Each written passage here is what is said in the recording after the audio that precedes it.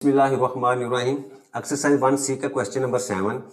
Find the smallest value of k such that the LCM of k and 6 is 60।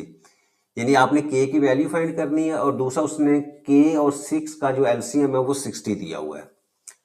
अच्छा, अब इस question को solve करने के लिए या k की वैल्यू फाइंड करने के लिए हमें जो है वो 6 और 60 के जो है वो पहले फैक्टराइजेशन करनी पड़ेगी। अच्छा, 6 की अगर मैं फैक्टराइजेशन करूं तो 6 के 2 के ऊपर डिवाइड किया तो आपके पास 3 और 3 के ऊपर डिवाइड किया तो मेरे पास जो है वो 1 आ जाता है। इसका मतलब क्या हुआ कि आपके पास जो 6 के फैक्टर्स हैं वो आ गए ये 2 मल्टीप्लाई बाई 3। अच्छा, अब इसके बाद मैं 60 के फैक्टराइजेशन करता हूँ तो 2 के ऊपर डिवाइड करूँ तो मेरे पास जो है वो 30 आ जाएगा। फिर अगेन 2 के ऊपर डिवाइड किया तो 15, 3 के ऊपर डिवाइड किया तो मेरे पास 5 और इसके बाद 5 के ऊपर डिवाइड किया तो मेरे पास जो है 1 आ जाएगा। अच्छा, अब 60 क्योंकि एलसीएम है, इसका मतलब क्या हुआ कि इस एलसीएम के फैक्टर्स में आपके ये 6 के फैक्टर भी मौजूद हैं और आपके k के फैक्टर भी मौजूद हैं। तो अगर मैं यहाँ 6 के फैक्टर्स लिखूं तो 6 के फैक्टर मेरे पास आ जाते हैं जी 2 मल्टीप्लाई बाई 3। ये मैंने फैक्टर लिख लिए। अच्छा, अब मैंने k के फैक्टर लिखने हैं। अब k के फैक्टर के लिए यहाँ देखें 60 के जो फैक्टर्स हैं उसमें एक 2 जो है वो सपोज जो है ये 2 जो है वो यहाँ आपका 6 में आ गया, 6 के फैक्टर में आ गया और एक 3 भी जो है वो आपका 6 के फैक्टर में आ गया। इसका मतलब बाकी आपके पास कौन से फैक्टर बच गए 2 और 5। तो मैं यहाँ जो है वो एक 2 लिखता हूँ और एक 5 लिखता हूँ। ठीक है, कि मैं सपोज करता हूँ कि k के फैक्टर आपके पास 2 और 5 जो बाकी बच गए थे वो आपके k के फैक्टर हैं।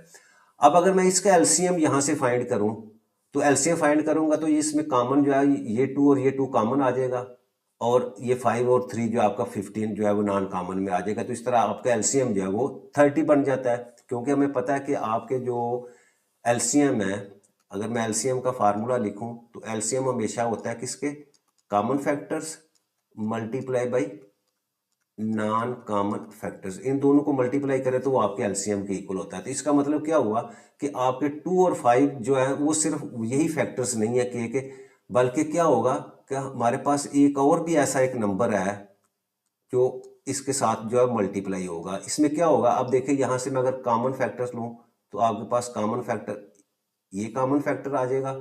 यानी यहाँ मैं लिखता हूँ जी कॉमन फैक्टर्स वो आपके पास 2 आ जाएगा और नॉन कॉमन फैक्टर्स जो है वो आपके पास वो क्या आ जाएंगे 2 मल्टीप्लाई बाई 5 मल्टीप्लाई बाई 3।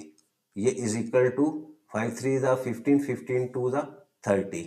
तो अब यहाँ से मैं अगर एलसीएम फाइंड करता हूँ तो एलसीएम आपके पास किसके इक्वल आ जाएगा, common factors multiply by non common factors. तो अगर मैं यहाँ दोनों को मल्टीप्लाई कर दूँ 2 मल्टीप्लाई बाई 30 तो आपके पास एलसीएम जो है वो 60 आ जाता है। तो इसका मतलब क्या हुआ कि जो मेरे पास जो k की वैल्यू है तो यहाँ मैं लिखता हूँ देयरफॉर k आपके पास किसके इक्वल आ गया 2 मल्टीप्लाई बाई 2 मल्टीप्लाई बाई 5। तो इनको मल्टीप्लाई करूंगा तो मेरे पास वैल्यू जो है वो 20k की वैल्यू आ जाती है। अब देखो ये सारी की सारी कंडीशन जो है वो फुलफिल हो रही है। एक तो ये है कि ये आपका जो k है ये सबसे छोटी वैल्यू है 20 है, क्योंकि इसके अलावा कोई भी ऐसी वैल्यू नहीं है कि जिसको जब मैं 6 के साथ मल्टीप्लाई करूंगा तो आपका 60 आना।